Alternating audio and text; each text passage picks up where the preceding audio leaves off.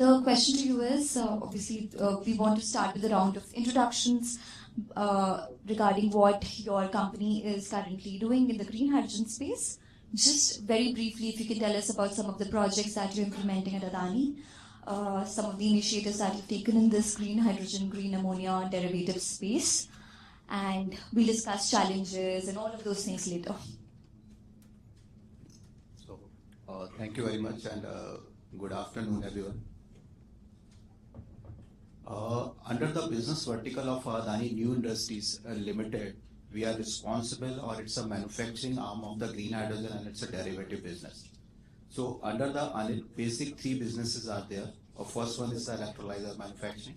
Second one is the battery energy storage system. And third one is the green hydrogen, and it's a derivative business establishment.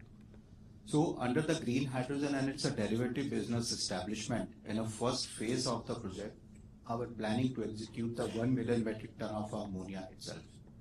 So at the west coast of the India, the total land parcel which is available in a zone of around 85,000 hectares, it corresponds to 40 gigawatt of green electron, and in connection to hydrogen, it's approximate 2 million metric ton of hydrogen. So we will go in a phase manner. The first phase, we are targeting 0.2 million metric ton of hydrogen, which corresponds to 1 million metric ton of ammonia itself, and it requires a tentative 4 gigawatt of renewable itself. So all the pre-project activities are already in a shape, and capacities are already finalized. But yes, exactly, as the industry is struggling with respect to long-term offtake, same condition is with us. So that's why the first phase, we are targeting somewhere around 2030. But parallelly, the battery energy storage system, which will be offline of this whole system, that particular project is in a very advanced stage. The first phase of a battery energy storage system of a 3.5 gigawatt hour, it will commission tentative of first quarter of a 2026, and parallelly our overall target by the first quarter of a 2027 is a 15 gigawatt hour. So 3.5 gigawatt hour is a reality. We will demonstrate to the world as well as to the India by the first quarter of a 2026 itself. And just to get the idea, overall the hydrogen production itself through the water electrolysis process, just as the start of this year itself, we have a commission of 5 megawatt electrolyzer stack with alkaline technology. So now we have a very fair idea about the operation and maintenance experience across this particular electrolyzer stack. So using this operational experience, further we polished our concept with the help of some good engineering contractors like Worley, then the Toyo Japan. They all are our engineering partners in the whole journey. And this is our overall business strategy. As well as electrolyzer manufacturing facilities are concerned, frankly speaking, it's a little bit slow, because everything is linked with the final volume in this particular sector itself. So technology transfer has been already taken from the Cavendish, it's our Australian partner, and Hydup, it's our Italian partner. But as well as mega scale factories are concerned, lands are already secured by us, but manufacturing facilities from today itself, it may take time.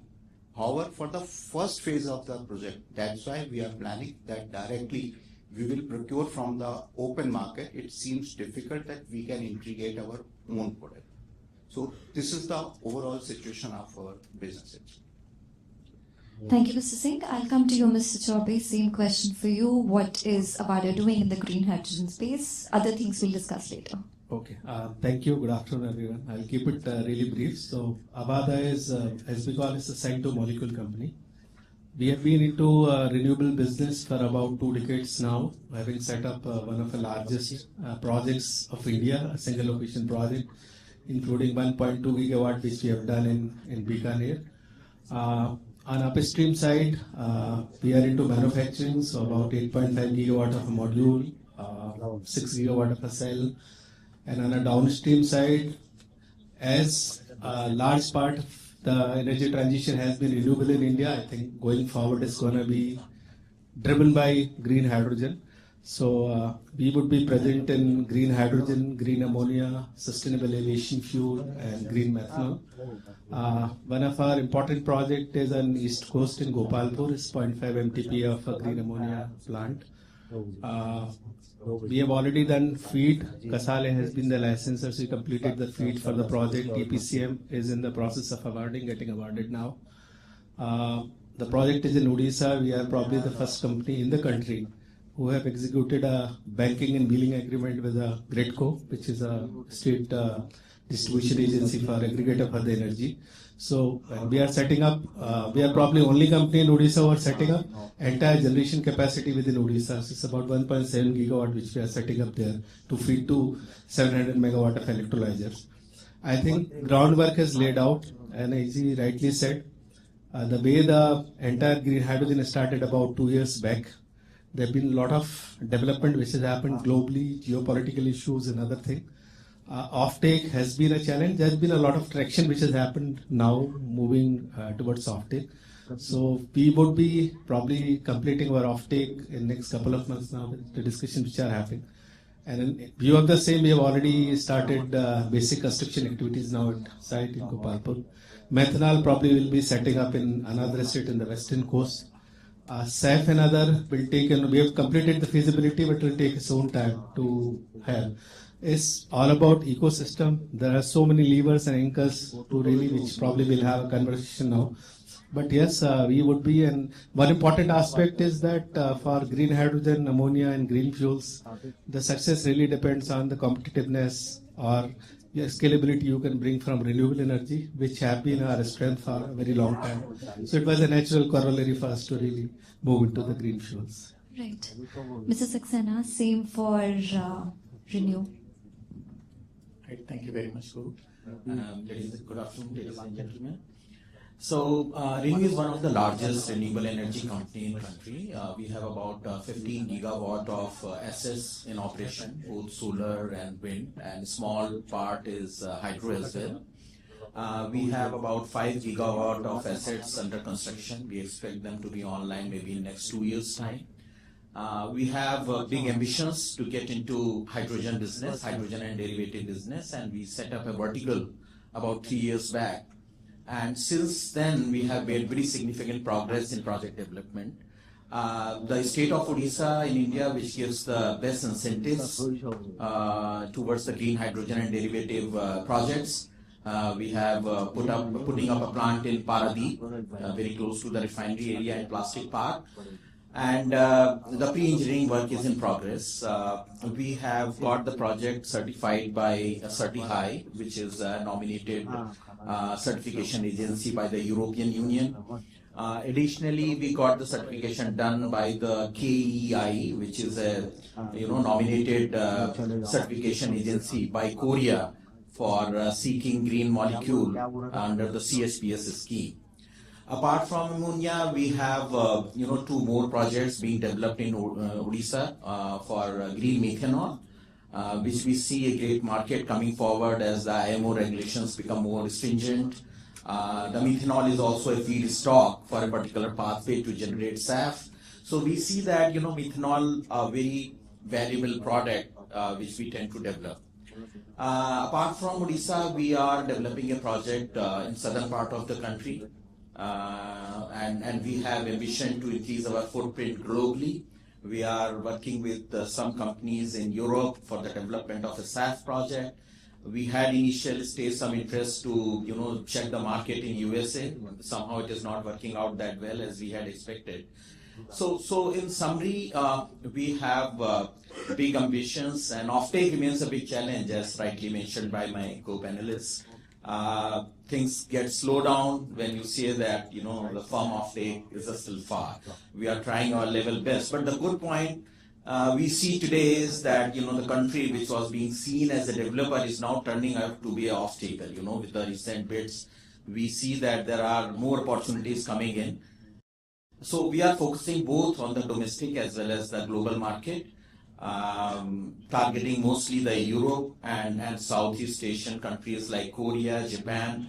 Although they have certain challenges, we'll talk more about that. But But our focus is both on the domestic and the international market. Thank you. Right. I'll come to you now, Mr. Lemurs. And since he just spoke about how he's looking at exporting to Europe, then maybe it's now time for you to tell them about what your company does.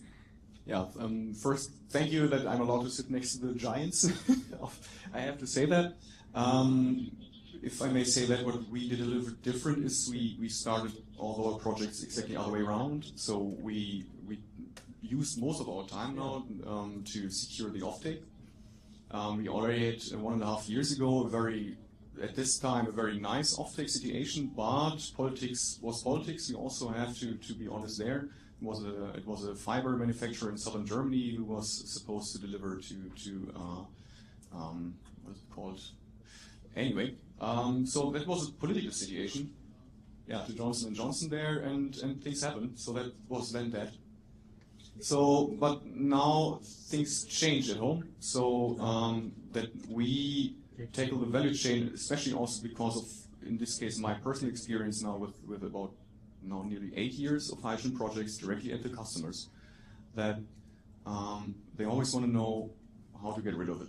I can produce it, the technology is there, all no issue, but yeah, everybody says yes, that's a good start. So that we right now are feeling very confident with the offtake that we are creating at home, due to our partners, of course, very important with partners. It's not just Navitas, we have in the background companies that run already for over 20 years. It's very important. We are a young company, but we look for the right partners there. And there, it is for all the topics the same for us. For the hydrogen, it is basically the offtake via the mobility sector. We create our own demand via the engine that we highlighted here at the stage. So with this engine product that will be rolled out in the next years in the Indian market, we create the demand for our other projects. It may be the ammonia project, may be the hydrogen project, maybe the biogas project Kieran already talked about, and give the customers the security with like this nice piece of technology. I don't need to care for the next 20 years what is happening with the politics. I don't need to care what is happening on the hydrogen market. I don't need to care what is happening on the CBG market. I don't need to care what is happening on the petrol market, because I can switch as I want. And this is how we're much smaller. The quantities are I mean, you're the giants, I have to say it again. But this is the job that Kieran and I do here on the Indian market together with the partners in Germany. But we do the same also in Oman. We do the same in Brazil. Because it's not just India. We do need to do multi-sourcing because we are back to the topic of politics. This is sadly, and yeah, also the price needs to be right. This is also what it was a very troubling experience many years ago, where I was just full of energy. Let's change the world, and then you have the first 5 controller in front of you, and they say, yeah, but no. So that's also reality, to be honest. Yeah. Thank you. Mr. Choubey, for the next question, I'm going to come to you.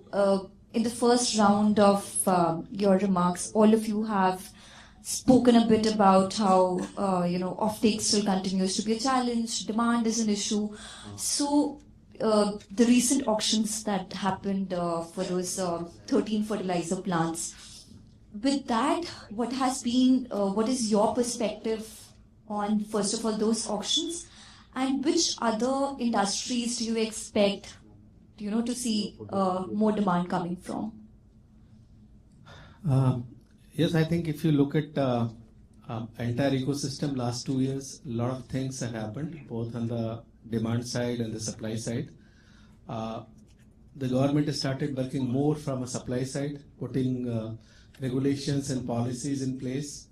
Electricity has been a subject of a concurrent list, so a lot of time it really needs for many provinces and states to come to that level. But I think there have been a couple of tenders, for example, under the CITI scheme also, hydrogen offtake was awarded. Then a couple of refineries tender, very competitive one, which have been announced and done. But this green ammonia itself has been one of a very, very large experiment at the aggregation level which has been done. the price discovered is almost 40% what have been discovered at the Hindco level, right? Is quite competitive. The 5 bids which we participated, we were L1 in all 5. We couldn't win, but I guess, I mean, someone have done the better, had better assumptions in mind. What we presumed was that our project is in Odisha, and because of our RE comfort and RE being 60-70% cost, we could have made very competitive. And we also had a banking which gives a very unique lever in terms of round the clock supply for the power. So it's a very competitive. One part is closure of the bidding process itself, but I think most important would be to bring those projects to delivery in reality, because that would be a most important signal which would be there for this entire sector to go. So it's a very good initiative which is started now, and entire world has in fact taken a notice. So I just came back from European Hydrogen Week, and everybody was probably talking on those lines how India, and it's obvious reason because renewable energy is one of the most competitive element in India actually because of abundant energy. Another major initiative probably in the pharma bidding may come on methanol also. So probably next year early quarter there could be a similar kind of a tender for sourcing green methanol as well. So both of them will put a very good shape. Coming to areas, I think refinery remains a very important source for converting hydrogen, and complete requirement of a hydrogen, if you have to constitute, is about 6 to 7 million tons of hydrogen which is needed for refineries only. So even a part is offloaded, and eventual solution will come from hydrogen purchase obligation, because it's a nascent industry and these are basically very giant projects, never been delivered anywhere. You need to really put that ecosystem in place and support the environment. The same way renewable purchase obligations, now renewable consumption obligations, they have done wonder for the renewable sector to prosper, right? Similar thing probably will be required at our hydrogen level also in terms of purchase obligation. Steel would be another very important aspect. For the technology, I think existing steel plants which are most on BF or a blast furnace or BOF route, oxygen furnace route, changing them would be a bit difficult. You can still do about 10% blending, but I think we just had a meeting with University of California Berkeley team which have come to India, and we had a meeting with Honorable Minister Piyush Goyal ji to have a conversation on green steel. And their view was very important because a lot of saving on a coking coal, which is India import for most of the requirement. And second would be that humongous requirement of steel, the way your economy is growing. I think 100 million tons plus will need, so why not to go for a new plants? And anyhow, for a European ETS and other regulations, green steel is something which need to be there. So I think steel and refineries would open up a very important segment. I firmly believe it's just a matter of a time, needs a lot more positions, but the way last 15 years have been for a solar, wind and renewable transition to succeed, I think sooner or later the green hydrogen is going to drive it. We all know it. It's just a matter of time. We are building ecosystem step by step. All anchors are being put in place, but domestic demand and a lot of government support needs to be there till the time that scalability comes. Same thing happened in solar, right? Initial PPAs are like 14 rupees, 15 rupees. Today, some point of a time at exchange, you get solar power at 30 paisas even today. So I think these are very important sector, and again fertilizers will become very important sector. So steel, refineries, fertilizers, they are important sector. Shipping, as you rightly said, with IMO, I think somewhere in November it will come now, and with more stringent regulations, I think both ammonia band karenge and methanol, that would again open a use. So it's a very promising market now for economy, and India can easily take about 10% share in overall thing, the way the things are progressing from my mind. Mr. Singh, I'll quickly come to you for this part of the question. For our understanding, the prices discovered in this particular series of auction went down to sub 50 rupees per kg level also. So are those kind of prices, let me phrase it this way, what is the price expectation without the kind of incentives that are being offered as part of that particular auction?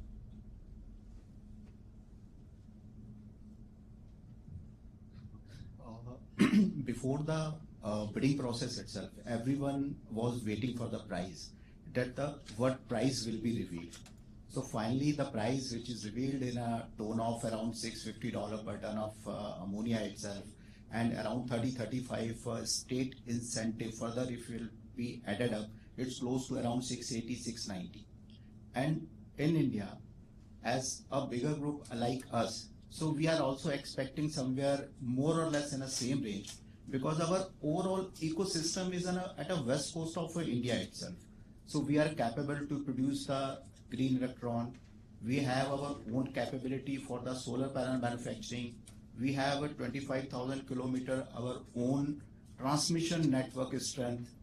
We are damn confident that we can able to produce the molecule in a very good cost as per the requirement in Japan, may Europe, or may at the other part of the India or outside India itself.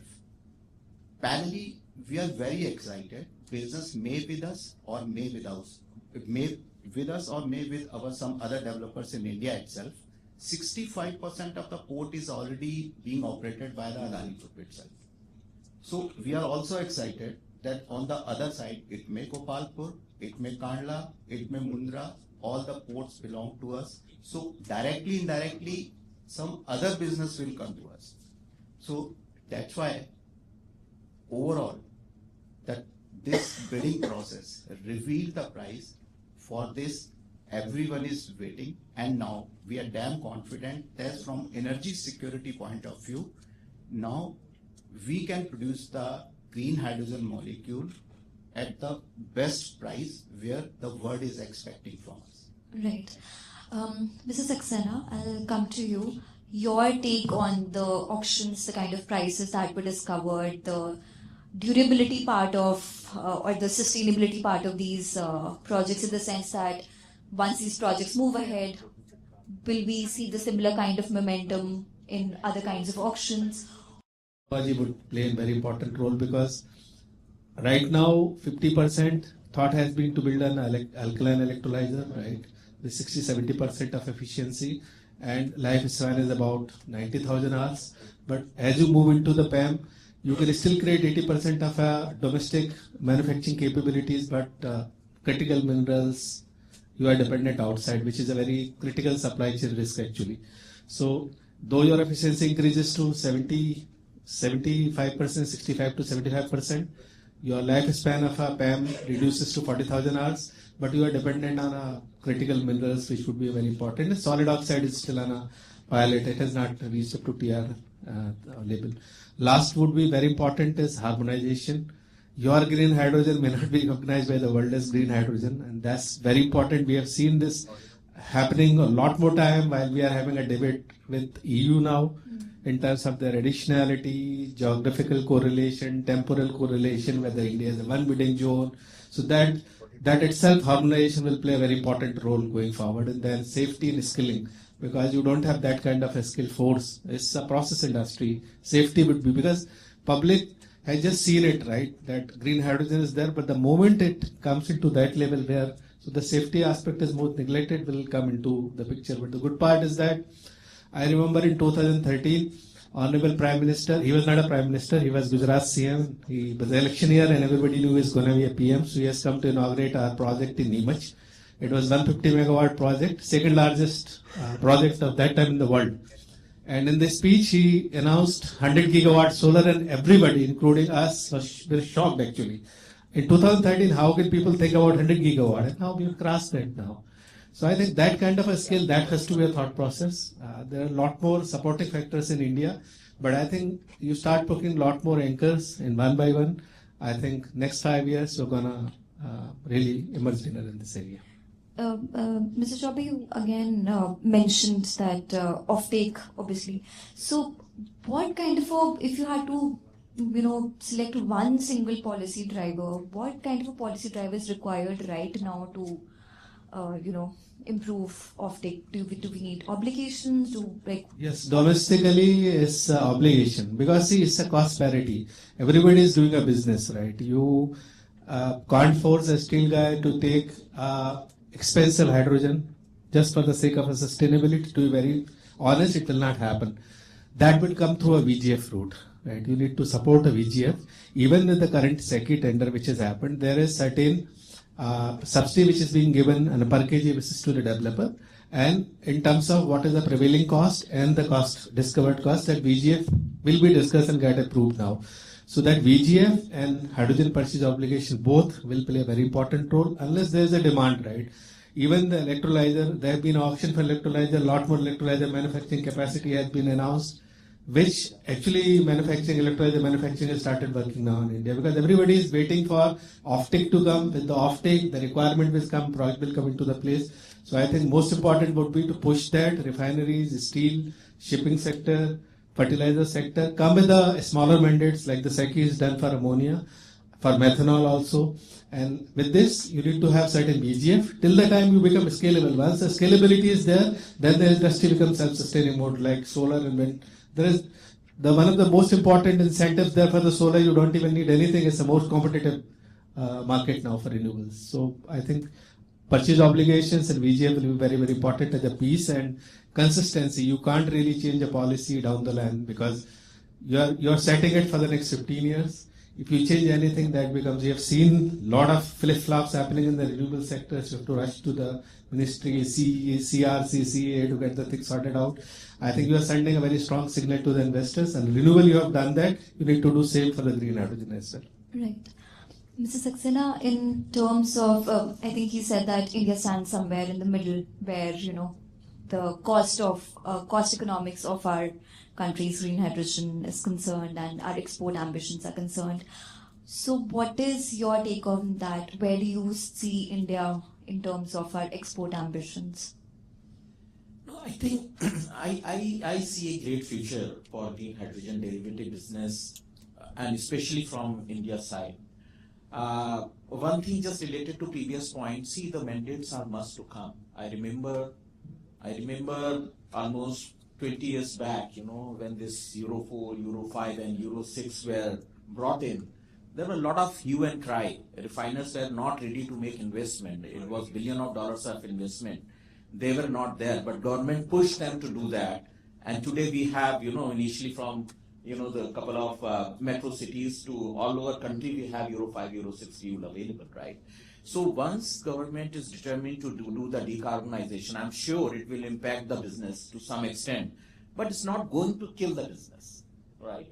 So this is such decisions are mandatory for the humanity, and the government one day, if not today, at some point of time, such mandates are must to come. And I'm sure the business community is going to support it the way they did in past. So now coming to your question, of course, as I mentioned in my previous answer, there are a lot of supply chain logistics related issues. I think with time people are understanding the need of those, how to develop, industries getting more mature. And I see that from Indian continent, there will be more and more export outside India than probably the consumption we are talking about within the country.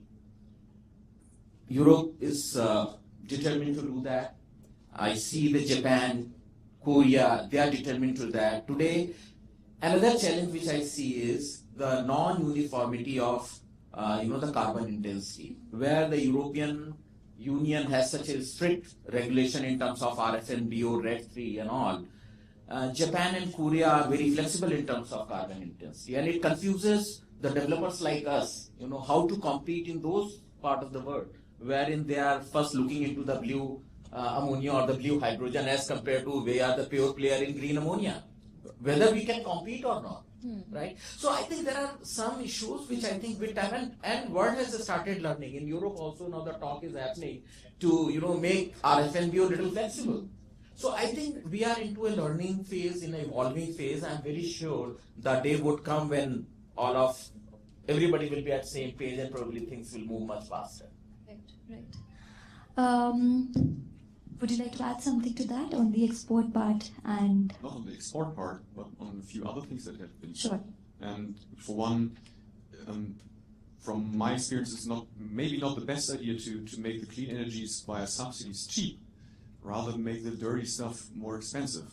Because what you also create with these subsidies is that some companies, some actors on the market actually wait for the next step of the next subsidies. We have this in different market situations in at least Europe, Germany, that the moment somebody talks about subsidies in the future, stop, hold, wait. So why not do that what we don't want via policies a little bit more expensive? Step by step, slow, but with a ramp-up curve where all the companies see already 10, 15, 20, 30 years in the future, and they know now what will be the opportunity cost if we don't change in the next 10 years. That is something where companies can live with, where everybody can change step by step, but plus don't forget the normal cab driver outside. He also needs to be able to keep his job and have a living. So that it is not all easy. It is not that easy what I say here, but just pumping subsidies in the market can also create the exactly opposite situation. Nothing happens, people wait. Right. On that note, we are going to take a few questions from the audience. Any questions for any of the speakers on the right side? Any questions? If you have, please raise your hand and also let us know which speaker you would like to address the question to. Yes. Can you bring the mic to him? So also let us know which speaker you're addressing your question to. Yeah. This is Rajesh Jalgaonkar. I'm calling from Kimball Engineering. This question is from the Adani Group. Basically, Adani is setting up their plant for manufacturing of alkaline electrolyzers and other electrolyzers and all. But there are a lot of challenges. If you see the developer also facing a challenges in the alkaline electrolyzer, considering the power to hydrogen ratios are assured by manufacturers, and what you get actually in the reality are far more different. And as the time goes, how the renewable powers with the sinusoidal waves of the power is affecting the electrolyzers are changing the dynamics of the entire power to hydrogen ratio. So any research or something, R&D are going to be taking place at Adani level to develop this, because see the operating parameters are also changing. People are operating, telling from 10 bar to 20 bar to 30 bar. People are talking 40 bar. But then the times are totally different. It is impacting the entire efficiency of this operation. Thank you. It's a very good question. And frankly speaking, we commissioned one demonstration plant just to establish all such kind of a parameter. And we took around 3 months to stabilize this unit itself. And the pilot or the demonstration plant which we have commissioned is a complete off-grid integration. So one dedicated block of a 6.5 megawatt solar, it's directly connected to the electrolyzer. It's an alkaline electrolyzer itself. So how it's behave with respect to variability of the power, if sudden there is a cloud, how electrolyzer behave itself. So what we learn, first of all, on a daily start and stop, minimum 10 to 11% of a hydrogen loss will be there. This is the number one. Number second, how you design the energy management system in between the renewable and the electrolyzer itself, that is the heart of the overall system design itself. In our system, it's designed by the Elam, it's a French company, and they took 3 months to stabilize. And it's not 100% stabilized, frankly speaking. But from where we start, it's around 94 to 95% already stabilized. So that's why what we have decided, it's very difficult that on a daily basis to stop the electrolyzer itself. So to operate the electrolyzer on a 24/7 basis, may we have to integrate the battery energy storage system. So that's why in our demonstration plant, 1.35 megawatt hour battery is already there, 5 megawatt electrolyzer stack is there, 6.5 megawatt dedicated solar to this plant. And it's a demonstration plant, it's a lesson learned for the whole industry, and if you want, we can organize the visit for you. You can have a look how we are operating this plant.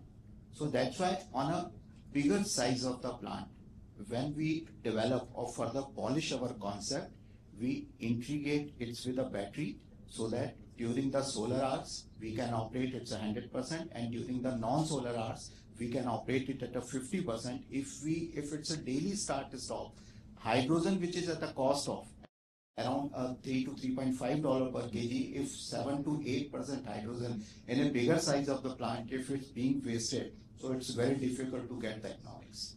So, thank you. Any other questions? Yes, I see a lot of raised hands actually. Can we come to him? Then we'll go to the third row and then we'll come to you, sir.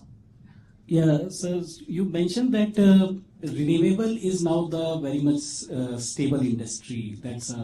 But now the battery is the key pillar which is required to reduce the cost.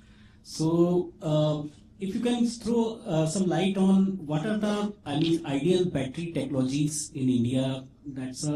And second thing is that what is the typical target that you have in mind to battery cost should come down? Because I think lithium battery will not work. It's a slightly costly and import dependent also. So if just elaborate on this. So the first phase of the project, it's a 3.5 megawatt hour. It's a reality. It's by the first quarter of, as per the calendar year 2026, we will commission 3.5 megawatt hour. And it's all a lithium ion battery. We tried a lot to bring the manufacturing within the India itself, but nobody, especially it's a China market, nobody ready to give us the manufacturing facilities. So for our overall target by the first quarter of 2027 is a 15 gigawatt. So 15 minus 3.5, the balance one, we are still negotiating with all the Chinese manufacturer. It's a little bit, I may be transparent with you. Now they are ready to give us only and only lithium ion cell. So we are not, going to establish our manufacturing. It's a kind of assembly facilities. As Prashant has already captured that in the morning hours, sometimes the electricity price is 30 pies or 60 pies itself. So there it make a sense to capture that electricity, and during the peak hours, it may in the morning or it may in the evening, when average price may be in a range of 4.5 to 7 rupees in between, you have to discharge your battery. Because ultimately around 15 to 16% losses are also in a battery itself. So if you capture the cost of 60 pies, automatically it will come in a range of 1.7 to 1.8 rupees per unit.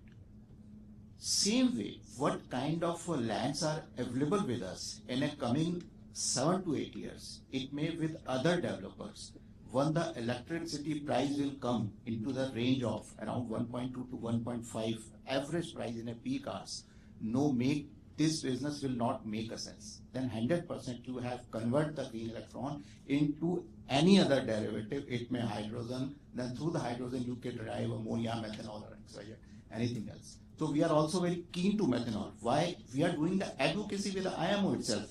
Why? Because ultimately 60% port business is with us. So we love methanol more than ammonia, we love methanol. Because ultimately easily we can integrate it with our shipping business itself. So that thought process is going on within the industry itself, and like a bigger group like us, what benefit we have? We have our own CO2, because in a cement, our overall 100 million metric ton of cement is being produced by us. After, the Aditya Birla, our standing is at a number 2 in India itself. So lot of CO2 is already there. Easily it can be captured. Thermal power plant, it can be captured, okay? It's difficult to qualify. It's qualified only up to 2035. Same way the cement is only up to 2040, 2041 itself. But ultimately, all the basic raw materials are already available within the group itself. So that's why 101% this business will mature, but it will take time. This is the reality. The third question. Yes, please. Hello, sir. Pratham Mukherjee from MSS India. We were talking about the projects. Can these projects be hybrid model? Your question is to? Singh, sir. Mr. Singh. Sorry, yes, sir. When we were talking about the projects, hydrogen projects, Right. bidding and all the processes, can these all projects be hybrid instead of renewable plus, like you said, battery? Instead of battery, some other factors are there or for that manufacturing? By hybrid, you means renewable energy? Renewable plus electricity. Yes. So, for anyway, if you are building a project at the end of a day, you know your electrolyzer rated capacity. Now, there are some power you might be using by setting up locally project. Some power you are setting up through ISTS network because ISTS charges are waived up to 2030, right? And then you analyze 8750 hours and then 1 year, 2 year, 3 year, that. So this kind of a modeling goes. There is a Plexos which does, you match with the discom where you're going to locate your project. That's kind of a modeling has to be done when you are looking at the prices which have happened at the cycle level. So two thought process. One is that it's need to be RTC power, closer to RTC. So solar, wind, and certain amount of storage, provided your cost optimization is there.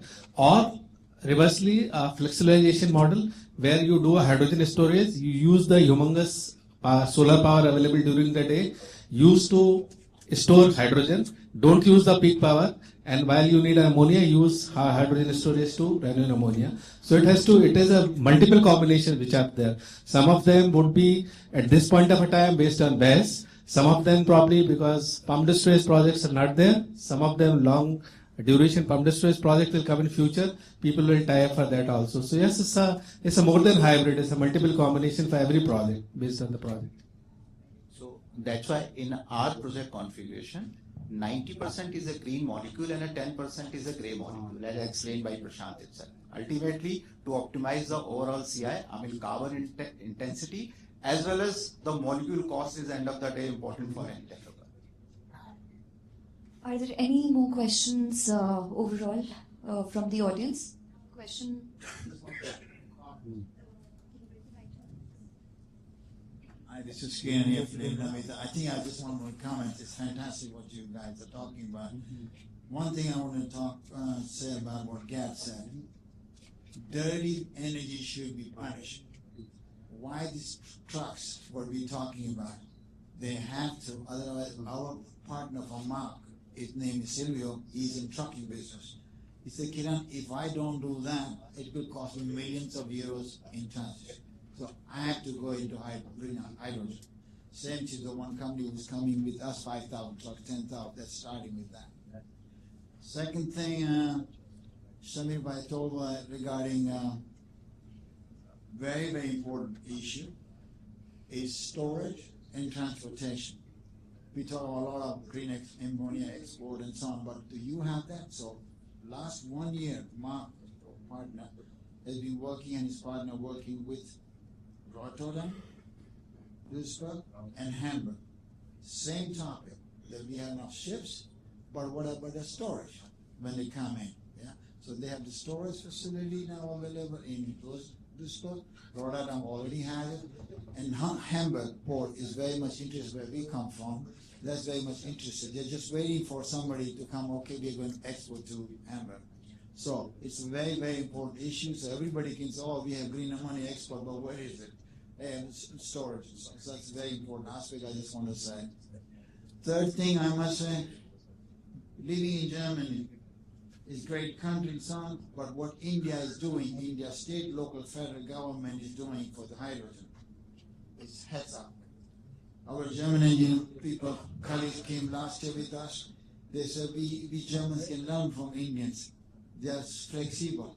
They're doing the cost cutting. They look at exactly what they should be looking at a businessman.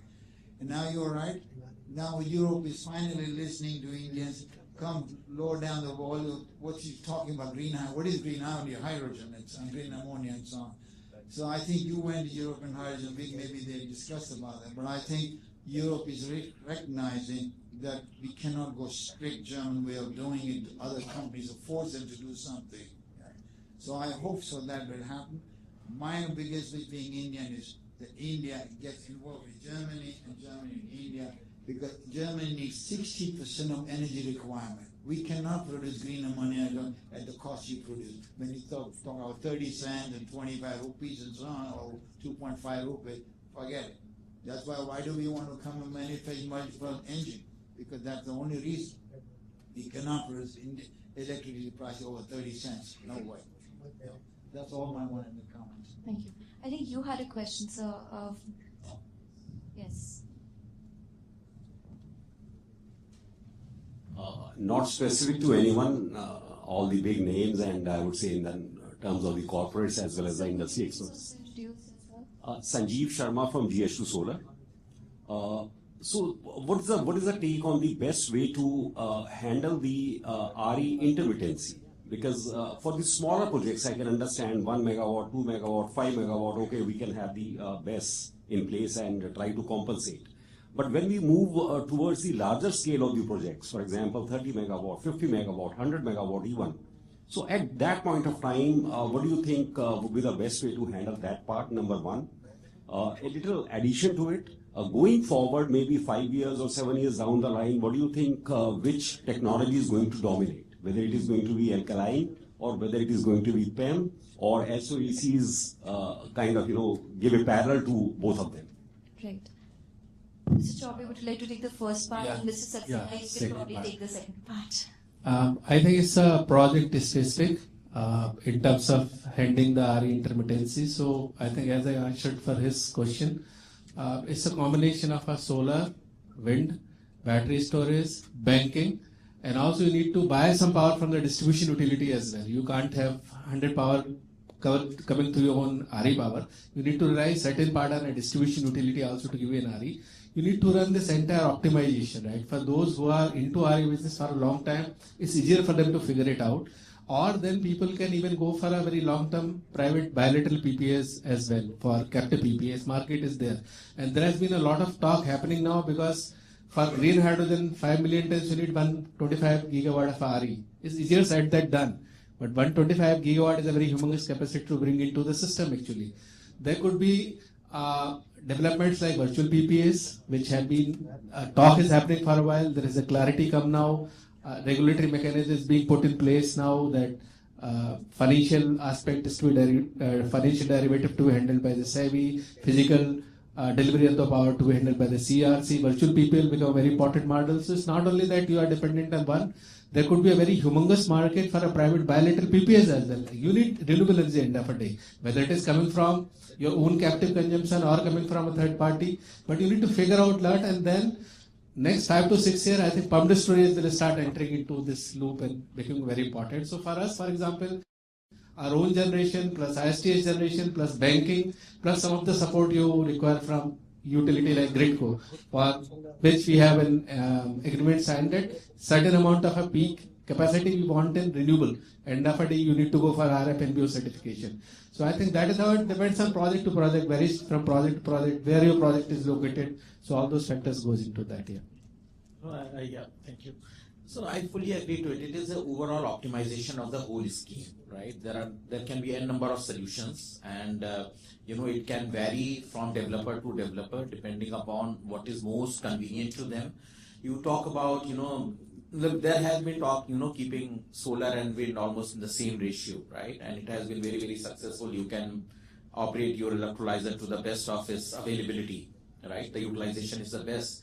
But practically, if you see today, the execution of the wind project is huge challenge, right? There are a number of projects. We are into the renewable energy. We understand, the projects which we won earlier, we are having teething issues with the execution of the wind projects. And that is forcing people, to move from, the equal ratio to maybe very high solar. Another, and what is very dynamic, your best prices have crashed, from $450 to today, top people are talking about $90 and $80, right? Even lower. So your configuration get impacted by that. If you can have a very good combination of solar with the battery, and you can get your electrolyzer at a very optimized cost, it makes a fantastic case. Large electrolyzer, lot of solar, cheap, best, PSP talked about. So I think this and of course the purchase from GDAM and all, those are the options available there. Sometimes when you do such configuration, you may get to a point where you say that you at some point of time you are generating excess power. What to do with that? The pricing for that will be it has to be sold at a much cheaper price. So what I'm trying to say is that it's an overall combination. It is driven by so many factors which come into the picture and are to be taken care. Your second question about electrolyzers, that is also a catch-22 situation, where when you say that alkaline electrolyzer is very proven, but its compatibility with the renewable energy is not that good. Technology is improving day by day. A lot of realization is there. Overcommitment is reduced now. If you talk, a year back, there were a lot of commitment with respect to the turndown, which you can achieve, the efficiencies, which were calculated theoretically on Faraday law basis. But actually, those efficiencies are not what you are given on the paper, right?